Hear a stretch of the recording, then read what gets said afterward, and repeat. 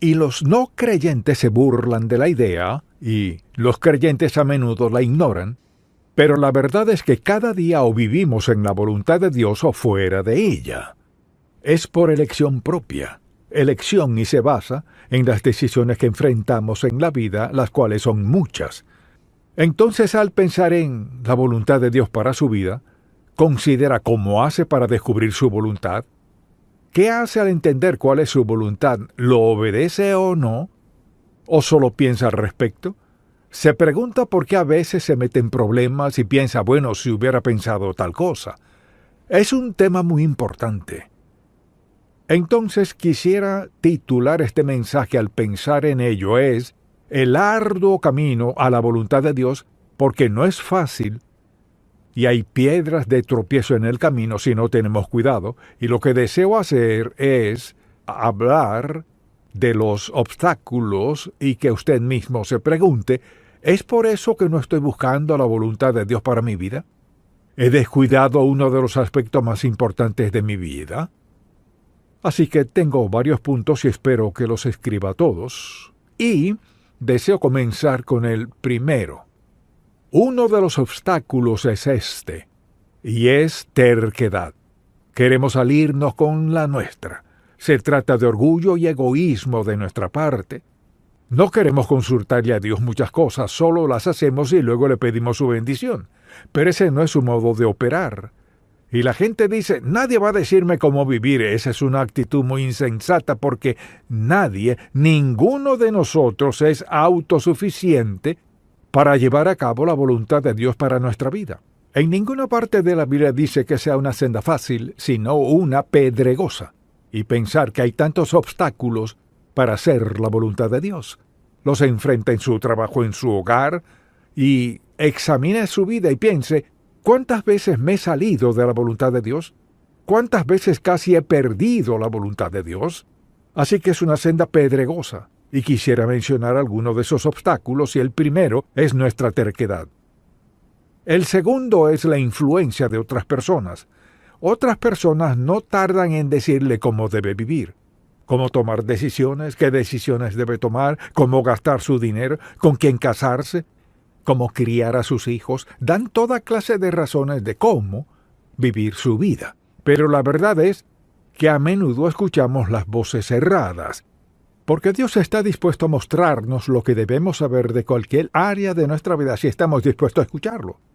La gente quiere poner su opinión por encima de la opinión de Dios y cuando alguien dice, si yo fuera tú, cuidado. No son usted para empezar, no pueden serlo, no saben cuál es el plan de Dios para su vida y no saben lo que Dios está haciendo en su vida. Puede que crean que lo que ocurre en su vida es terrible y Dios piensa que es en el tiempo perfecto. Un tercer obstáculo es desconocimiento de los principios divinos. Desde luego, no podemos andar en la voluntad de Dios sin conocer sus principios. Así que permítame mencionar algunos. Por ejemplo, uno de esos principios importantes para andar en su voluntad es aprender a esperar en Dios. El tiempo de Dios es un asunto primordial en la vida cristiana.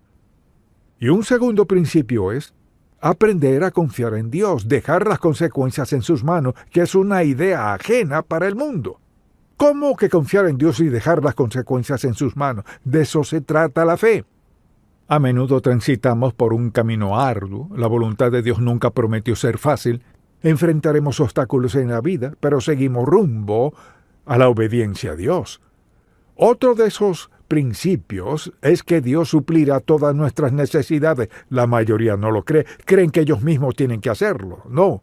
Dios suplirá todas nuestras necesidades. Así que al andar en la voluntad de Dios tendremos todo lo que necesitemos. Luego, piensa en esto.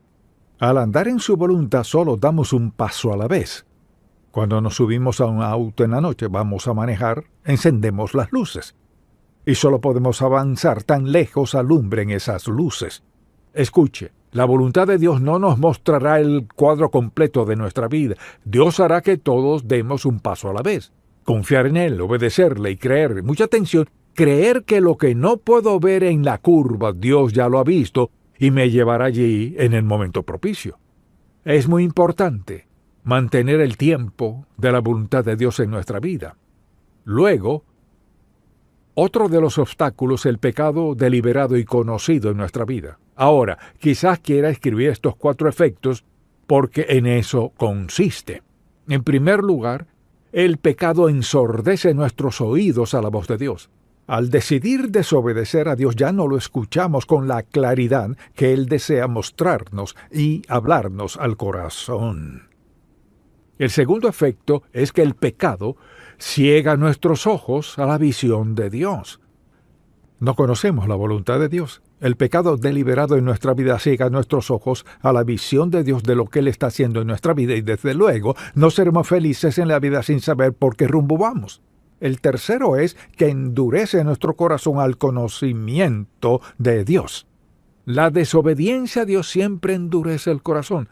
Por eso la gente tropieza en la senda por permitir pecado en su vida, que es una distracción, y tienen por delante lo mejor de Dios y se desvían porque permiten pecado en su vida. ¿Cuántas veces he escuchado a alguien decir, no entiendo por qué Dios me trata de la manera en que me trata? No, es como lo trata usted. No está escuchándolo, no está obedeciéndolo, así no le irá bien. No hay promesa en la palabra de Dios que Él bendiga el pecado, la desobediencia y la indiferencia a Él. La vida no es así. Asimismo, el pecado insensibiliza nuestra conciencia a la Biblia. Cuando alguien dice, leo la Biblia y no me dice nada, es porque está viviendo en desobediencia a Dios.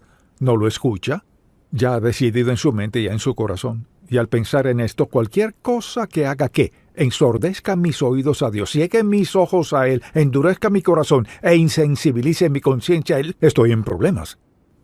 Al estar fuera de la voluntad de Dios, pasa esto. Comenzamos a sentir que algo no está bien. Nos preguntamos por qué. No busque en ningún otro lugar, examine su corazón para ver qué hay en su vida. Quiero en verdad conocer y andar en la voluntad de Dios. Y también uno de esos obstáculos a lo largo del camino es la duda. Debido a que la vida cristiana no es fácil dudar. Y al dudar de Dios, ¿qué pasa? Tomamos malas decisiones. Entonces, si dudo de Dios, ¿qué estoy dudando? Piensa en esto por un momento. Si estoy dudando de Dios, ¿qué estoy dudando? Estoy dudando que Dios tenga una voluntad para mi vida en lo personal. Quizás tenga una voluntad general, pero no para mí. Claro que la tiene. Dudo que Dios me muestre su voluntad. ¿Por qué habría Dios de darme a conocer su voluntad? Porque nos ama. Luego dudamos de lo que escuchamos de Dios. No debo estar escuchando a Dios porque eso suena muy bien. Hay gente que me ha dicho eso, así que dudamos de Él. Dudamos que podamos hacer lo que Dios requiere de nosotros. A menudo es aquí donde la gente se sale de la voluntad de Dios. Dios requiere algo de nosotros y por dudar que Él nos facultará hacerlo, nos salimos de su voluntad, nos adelantamos o nos atrasamos, las cosas no salen bien y decimos, ¿ves? Confía en Dios y no funcionó. No confió en Dios, no lo obedeció, no estaba en su tiempo. Y si lo piensa, cada mañana al despertar, cada día es distinto, pero como seguidores de Cristo, cada día es diferente. Salvo una cosa, tenemos a Dios todo el día para guiarnos, mostrarnos la senda, señalar esos obstáculos en la vida. Es un camino arduo. Hay muchas dificultades al caminar y vivir en la voluntad de Dios para nuestra vida. ¿Dudamos que podamos hacer lo que Dios requiere? ¿Recuerda cuando Dios vino a Gedeón y le dijo lo que quería que hiciera? Él contestó, ¿quién soy yo? ¿Alguna vez le ha dicho eso a Dios? A veces cuando Dios da una promesa porque lo juzgamos por cómo nos percibimos, decimos, Señor, nunca podría hacer eso. Nunca podría predicar, o nunca podría cantar, o nunca podría ocupar ese cargo en particular en mi empleo. Nunca podría hacer eso. ¿A quién está escuchando? No está escuchando a Dios, está escuchando el deseo del diablo de hacer que dude de lo que a menudo es la parte más hermosa de la voluntad de Dios. Y Él tiene algo deparado para su futuro que no puede descifrar, no cree merecerlo, así que da muchas excusas para desobedecer a Dios. Dudamos de Él por no tener los hechos, que son, Dios nos ama a cada uno individualmente. Él tiene un plan para nuestra vida y nos sostendrá. suplirá toda necesidad. Habrá dificultad, adversidad, dolor, sufrimiento y pérdida, y Dios hará que todo eso nos ayude a bien si reconocemos cuál es la fuente. No toda dificultad, adversidad y prueba viene del diablo. Dios permite ciertas situaciones en nuestra vida. ¿Para qué? Para hacernos crecer, madurar en aspectos en los que no somos maduros. Y a menudo alguien acepta a Cristo como su Salvador y luego llega a su vida gran adversidad. Ahora preste atención. Esa dificultad Dios la permite para hacer ¿qué?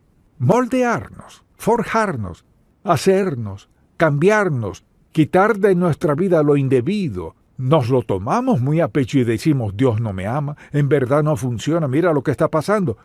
Ve al apóstol Pablo, ve a todos los principales personajes bíblicos, piensa en las dificultades que pasaron. Dios las usó todas ¿para qué? Para lograr su propósito y moldear personas consagradas a Él. Recuerde que esta es siempre la meta de Dios. La meta de Dios no es agradarnos, la meta de Dios no es darnos todo lo que querramos, su meta es transformarnos a la semejanza de Cristo. Entonces, cuando hay duda, por lo general nos lleva en sentido contrario. Pregúntese, ¿al máximo de su conocimiento, lleva una vida de obediencia a Cristo? ¿Tiene el empleo que Él le dio? ¿Se viste como creyente? ¿Gasta su dinero como creyente? O sea, su meta es seguir el liderazgo del Señor en su vida. Podría decir, al máximo de mi conocimiento, vivo creyendo y confiando que el Señor me guiará en cada paso del camino. Dios quiere hacerlo, lo desea, lo ha planeado. Y el desenlace de nuestra vida es consecuencia de si seguimos o no su voluntad. No es fácil, porque hay muchos obstáculos y lo que estoy haciendo es mencionarlos, y uno de ellos es sentirnos indignos. Como Gedeón, ve a Moisés. Cuando Dios fue a Moisés y Moisés escuchó lo que Dios quería decir, le contestó, yo no puedo hablar, no puedo hacer esto, no puedo hacer aquello.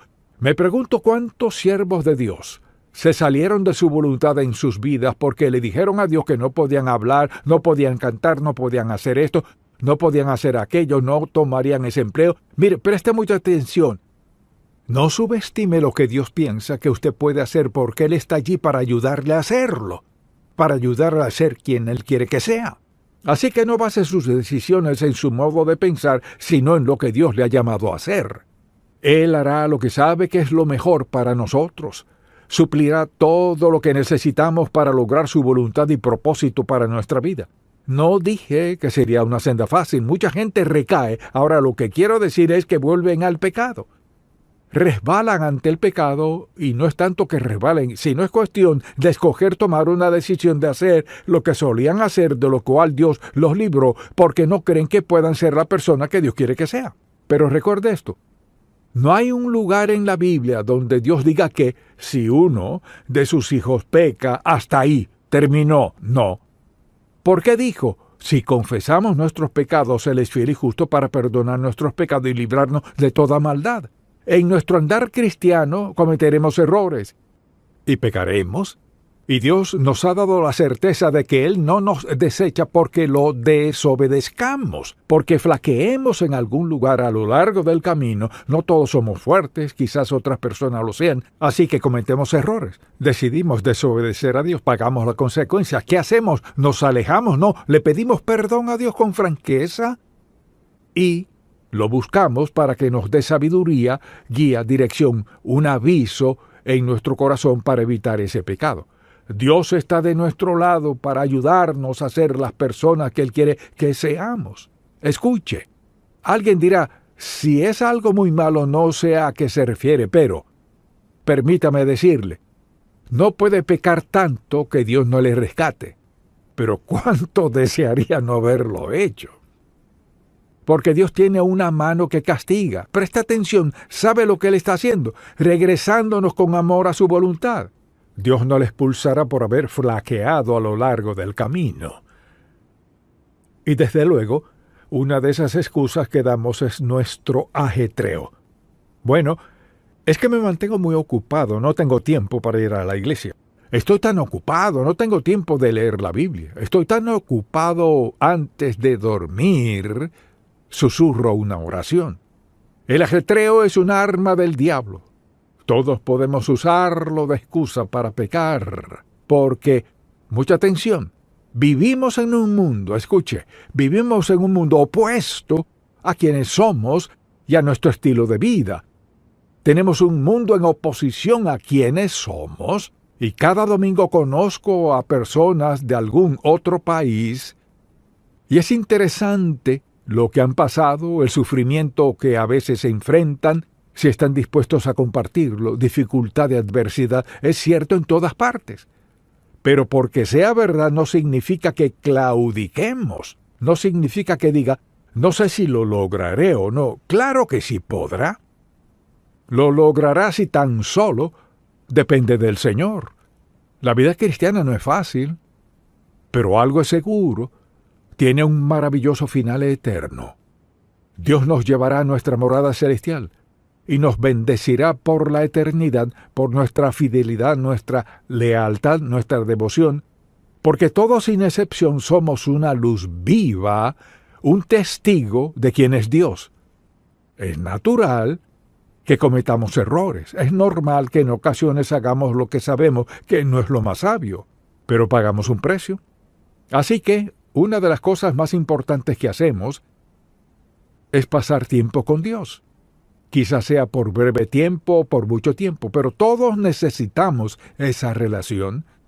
Se necesita mucha atención, se requiere tiempo para ser una persona consagrada a Dios, se necesita tiempo para andar con el Señor, se necesita tiempo para conocer su voluntad.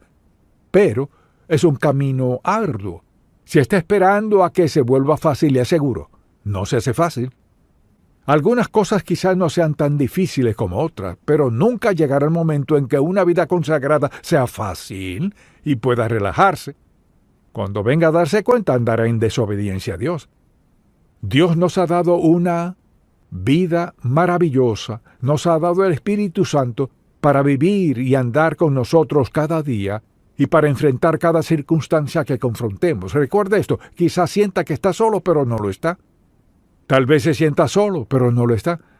Al examinar su vida, por ejemplo, y al preguntarse, ¿qué me falta? Pregúntese, ¿me falta ese tiempo valioso que Dios desea pasar conmigo para darle consuelo, fuerza, sabiduría, guía, dirección, apoyo, ayuda, advertencias en su vida? Así es Él. La vida cristiana no es fácil. Es una senda ardua, pero tener al Espíritu Santo quien nos ayuda, la presencia de Dios en nuestra vida y todas las promesas bíblicas y este manual, la palabra de Dios mismo, hace que la vida cristiana sea lo mejor, pase lo que pase a nuestro alrededor. ¿Dónde se ubicaría en el andar cristiano? Diría que vive en la voluntad de Dios, que intenta de manera sincera y genuina caminar en su voluntad para su vida diaria. ¿O se encuentra sumido en quejas y pataleos y protestas pensando, ¿qué falta en la vida cristiana? No falta nada en la vida cristiana, por lo general. Puede rastrear el origen a cuándo fue la última vez que se sentó y leyó la Biblia, le pidió a Dios que le hablara a su corazón, le mostrara su voluntad para su vida. Quizás diga, pues ni sé qué leer. Es sorprendente. Cuando no sabe qué leer, busca algún pasaje y al leerlo parece que tuviera su nombre. Dios sabe lo que necesita leer y sabe cuándo necesita leerlo y sabe justo lo necesario para alentar su corazón. Le pregunto, ¿está satisfecho con su vida cristiana? No quiero decir que crea que todo es perfecto, pero siente que está creciendo. Y pienso en 3 temores que tiene la gente en la vida cristiana.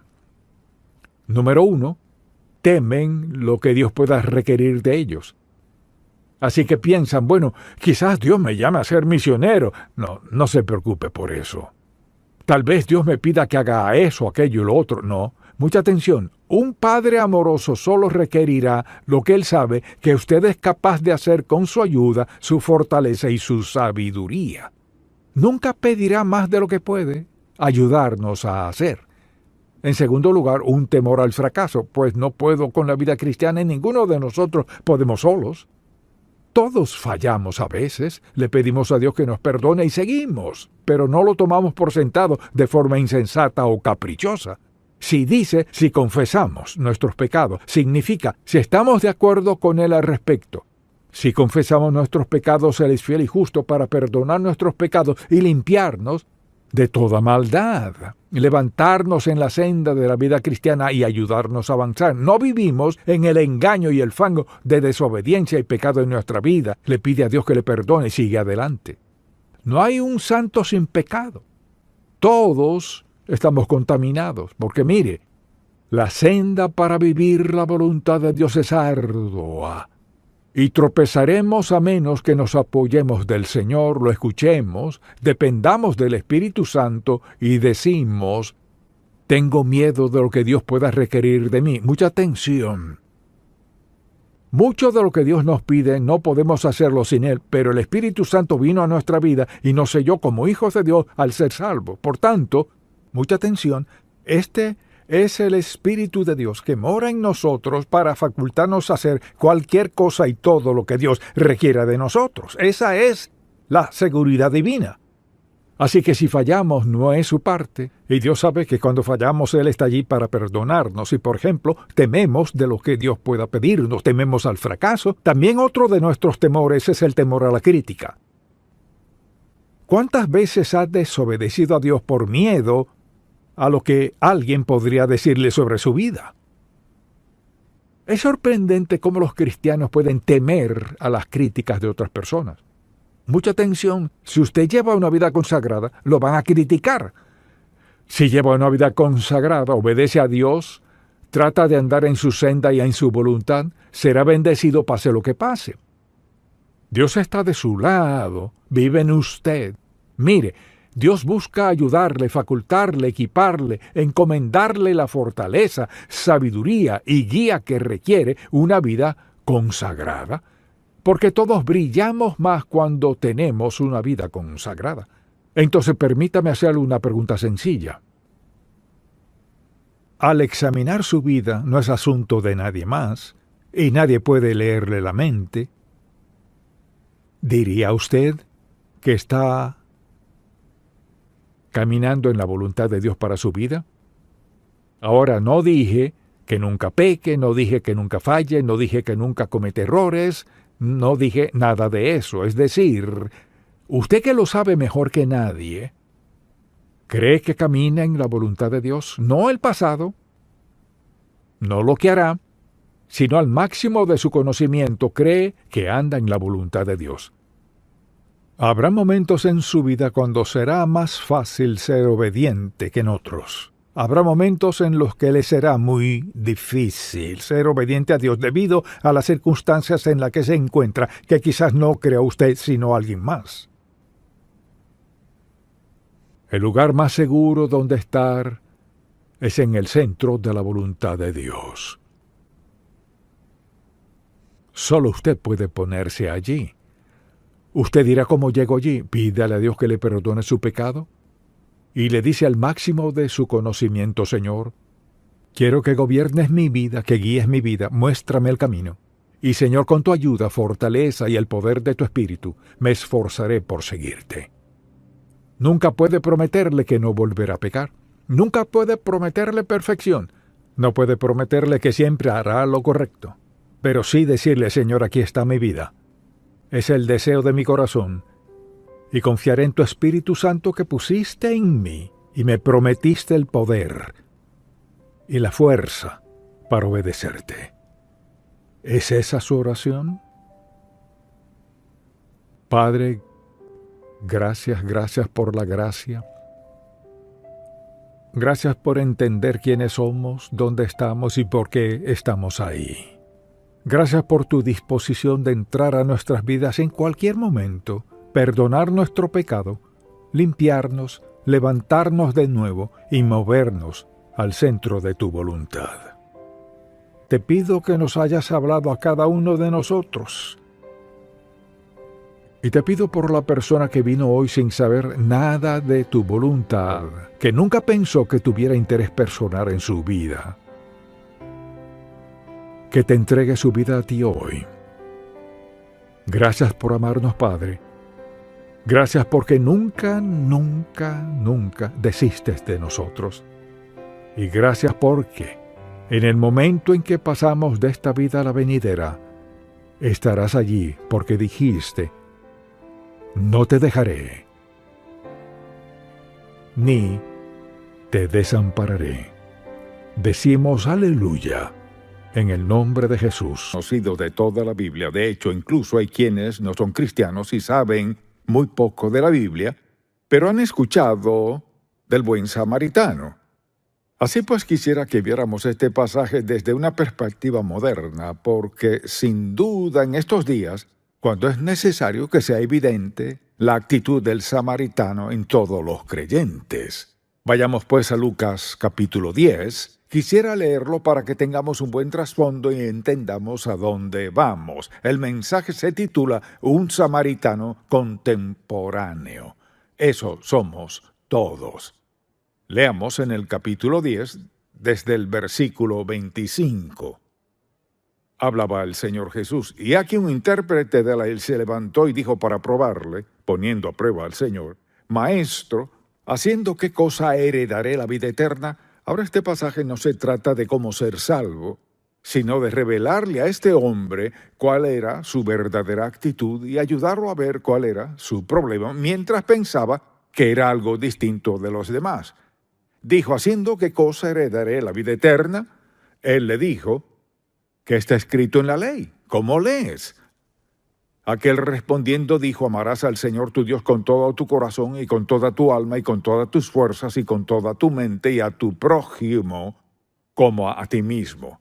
Es interesante que Jesús lo dijera así. Y le dijo, bien has respondido, haz esto y vivirás. Pero él, queriendo justificarse a sí mismo, dijo a Jesús, ¿y quién es mi prójimo? Jesucristo sabía justo cuál era el problema.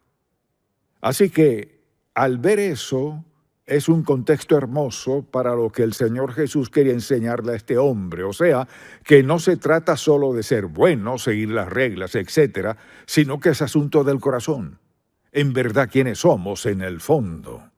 Y el intérprete preguntó, ¿y quién es mi prójimo? Entonces, respondiendo Jesús dijo, de esta forma contestó la pregunta, un hombre descendía de Jerusalén a Jericó, lo que era una distancia de 27 kilómetros, en un territorio escabroso y muy peligroso, además que el descenso era de casi 1 kilómetro de Jerusalén a Jericó, y cayó en manos de ladrones, los cuales le despojaron e hiriéndole se fueron, dejándole medio muerto, lo que no era poco común en aquel tiempo, porque ese tramo de la carretera tenía muchas cuevas y lugares donde esconderse, así que era común que asaltaran a la gente, quizás sobre todo en las noches.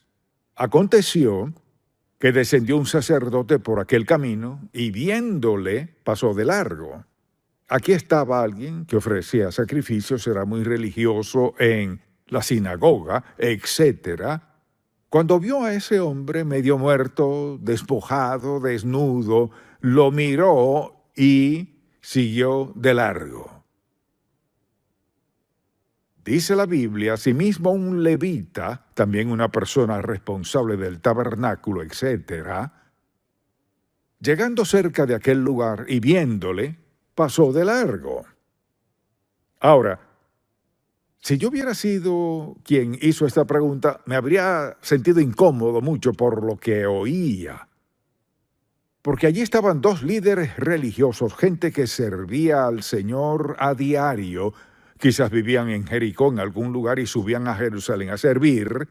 Ambos, cualquiera de los dos, debieron haberle dicho, ¿qué sucede? ¿Qué puedo hacer para ayudarte? Solo vieron y siguieron de largo. Tal vez la excusa fue que estaba medio muerto y quien tocara a una persona muerta quedaba impuro y no podría hacer su trabajo en el templo, en el santuario. Entonces, por la razón que fuera, la Biblia dice que vieron y siguieron de largo.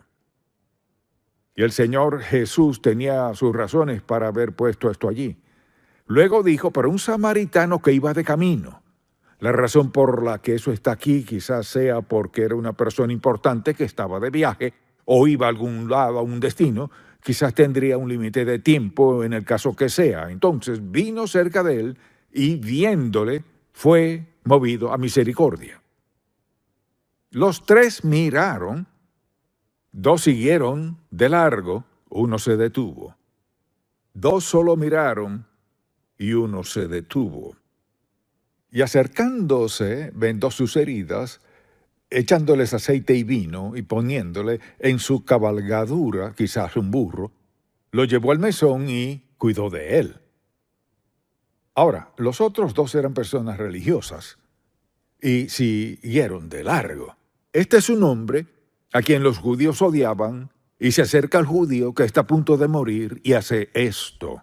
Otro día al partir sacó 2 denarios y los dio al mesonero y le dijo, cuídamele y todo lo que gastes de más yo te lo pagaré cuando regrese. Escuche bien, esto debió haber sido una pregunta muy convincente. ¿Quién pues de estos tres te parece que fue el prójimo del que cayó en manos de los ladrones? Él dijo, el que usó de misericordia con él. Entonces Jesús le dijo, ve y haz tú lo mismo.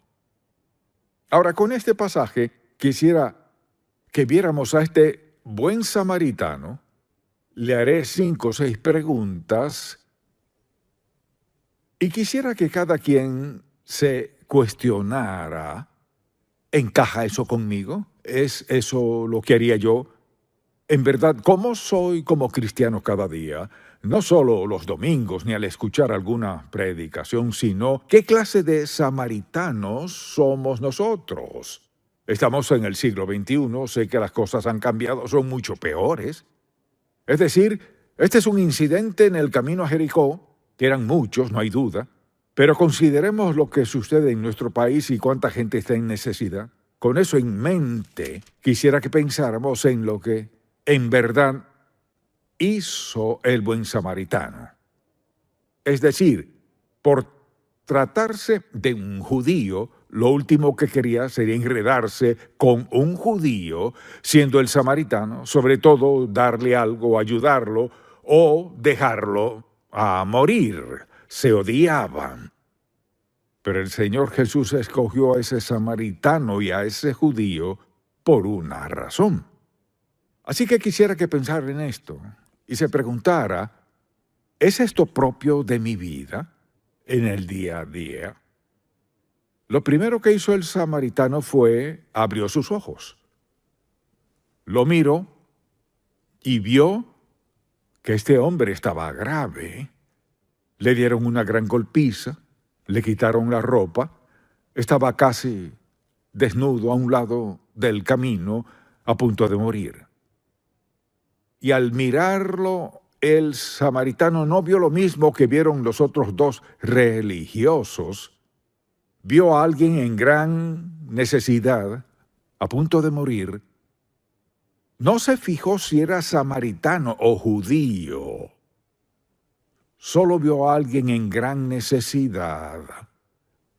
Y en vez de pasar al otro lado, se detuvo. Y pudo haber dicho, bueno, estoy en este viaje y seguro no tengo tiempo de lidiar con esto. Además, mi vida podría correr peligro porque quien le haya hecho esto podría hacerme lo mismo. Puede haber pensado de todo. Pero este samaritano no solo abrió sus ojos, sino que vio algo. Y vio algo que le habló a su corazón. Allí estaba alguien a punto de morir, le habían asaltado, despojado, lo dejaron a morir solo y desnudo. ¿Qué debo hacer? Y viendo que era judío, de lo contrario Jesucristo no habría contado la historia, sin importar, se detuvo. Lo segundo que quisiera que notáramos es que, al pensar en esto, no solo lo miró, sino abrió su corazón. Pudo haber dicho, pues no tengo tiempo para él, es judío. Abrió su corazón. Y la razón fue porque lo vio y lo miró con compasión. Alguien está herido, alguien ha sido asaltado, alguien está a punto de morir, y lo único que importaba era su corazón. Ahora, al pensar en esto, creo que quizás su corazón comenzó a latir más rápido, porque también sabía que quienes hirieron al judío podrían hacerle lo mismo. Si pudieron hacer eso y huir, podrían volver y atacarlo. Así que escuche bien. Su corazón latía más rápido.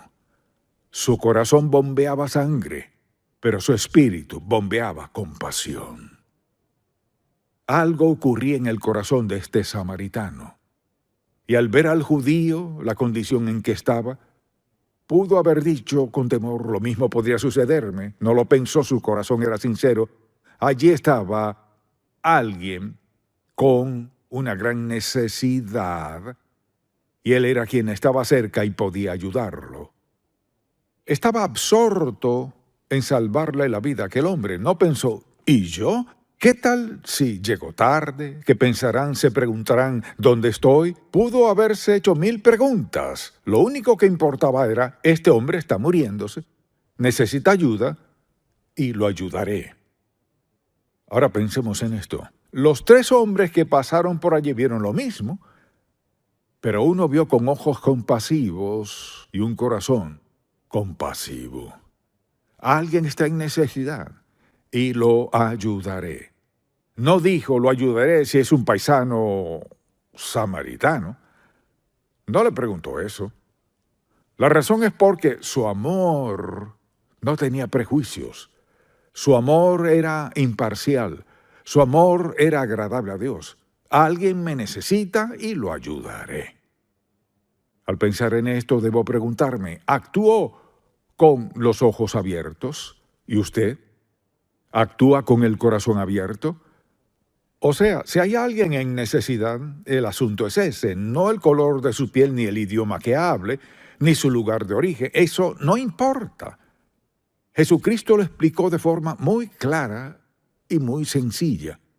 No solo abrió su corazón, sino abrió sus manos. Porque la Biblia relata que actuó de inmediato, consciente de que el hombre podría morir en cualquier momento. ¿Qué fue lo que hizo? Lo único que sabía hacer, y lo mejor que sabía hacer, y fue ocuparse de detener el sangrado. Así que sacó el vendaje que tenía y el aceite que cargaba consigo, porque lo mismo pudo haberle sucedido a él. Así que atendió su necesidad física. No dijo, bueno, lamento que te sientas así, te hirieron, oraré por ti y espero que te mejores. Sino que abrió sus ojos, abrió su corazón, abrió sus manos, se ocupó, vendando sus heridas, que debieron haber sido muchas. Lo golpearon, casi hasta matarlo, lo curó con aceite, o sea, hizo todo lo que sabía hacer, todo lo que estaba preparado para hacer y para salvarle la vida. Al pensar en eso, considero el hecho de que la Biblia dice que lo subió en su cabalgadura, o sea, quizás en su propio burro, y lo puso allí. Tuvo que levantarlo, quizás no fue fácil, tal vez era pesado, y lo subió en su burro. Y decidió salvarle la vida. Pudo haber dicho sin complicarse, pues te pondré vendas, es lo único que tengo y espero lo mejor para ti. Eso no le habría servido de nada, estaba casi muerto. Entonces no solo lo medio ayudó, estuvo dispuesto a dar su tiempo para hacer lo posible por alguien necesitado, con una emergencia, a punto de morir y en un lugar muy peligroso en la vía a Jericó, llena de ladrones todo el tiempo. Le importó. Había alguien con una gran necesidad y él haría lo posible, aunque no fuera suficiente, pero lo intentaría. A veces preguntamos, pues, ¿qué puedo hacer? No soy tan inteligente, y esto, aquello y lo otro. Lo único que sabía hacer era ponerle el vendaje y el vino. Luego lo montó en el burro y lo llevó a la posada más cercana. ¿Dónde quedaba? No sé, pudo haber sido bastante lejos. Pero el asunto es este: no lo dejaría morir en el camino con vendas y aceite, que muriera. Pudo haberlo hecho, pero no lo hizo. ¿Cómo lo llamamos?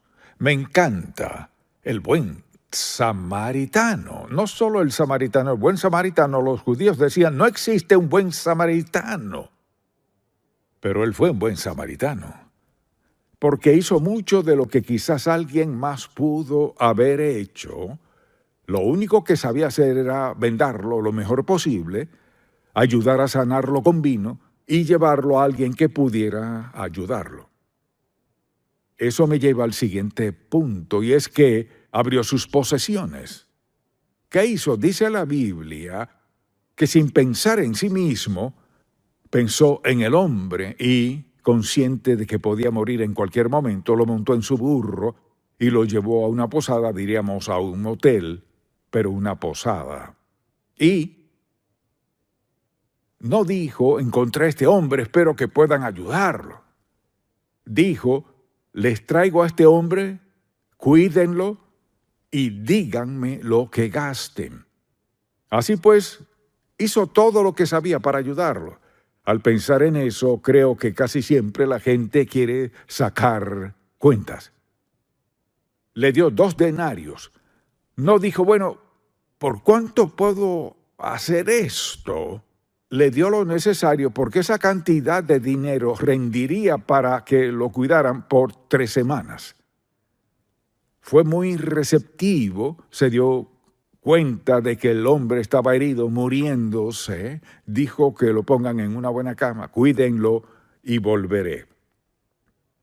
Dicho de otro modo, una cosa es decirlo, sentirlo, y otra es hacerlo. Todas estas características del buen samaritano deberían ser ciertas en nosotros, que abramos nuestros ojos a la necesidad, que abramos nuestro corazón porque nos interesamos por otros, y que abramos nuestras manos porque a veces podemos hacer algo que marque la diferencia. Posesiones.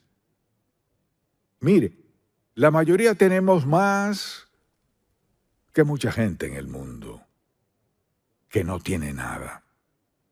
Quizás a veces somos más egoístas de lo que pensamos. Y debemos recordar de dónde vino. Cada posesión de cada uno de nosotros viene de Dios. Él es la fuente de todo lo bueno y perfecto, la fuente de nuestra salvación y salud. Pensándolo bien, no hay mucho de lo que podamos presumir. Somos tan bendecidos, es tan fácil. Es tan fácil ser muy bendecidos y no pensar en la gente que necesita una bendición. Es fácil caer en eso, porque no tenemos necesidad. Ahora, siempre hay gente que no tiene más que uno. El asunto no es ese. El asunto es, ¿qué quiere Dios que haga con lo que tengo? ¿Cómo quiere que comparta mi vida? ¿Y cómo quiere que trate a otros? Si alguna vez ha habido un tiempo cuando deberíamos pensar como el samaritano, es ahora. Luego hay algo más que abrió, y fue su tiempo.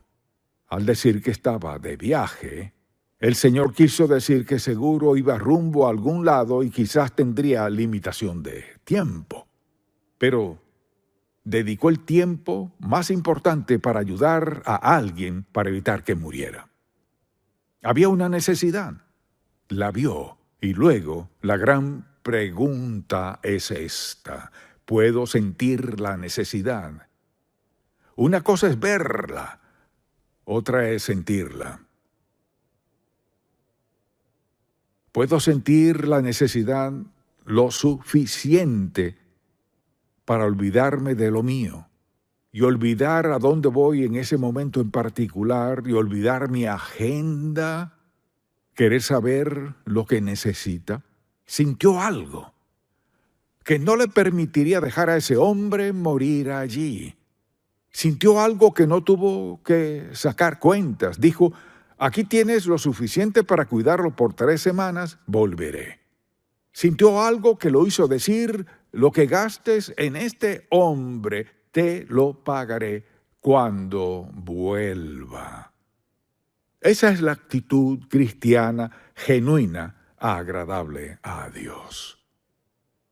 Y al leer este pasaje, me pregunto cuántas personas necesitadas pasamos a diario. No nos dicen que tienen necesidad, algunas personas no lo dicen. ¿Con cuántas personas hablamos? ¿A cuántas personas escuchamos que tienen necesidad? Pero a veces esa persona trata de captar nuestra atención en un nivel más profundo de lo que oímos al principio.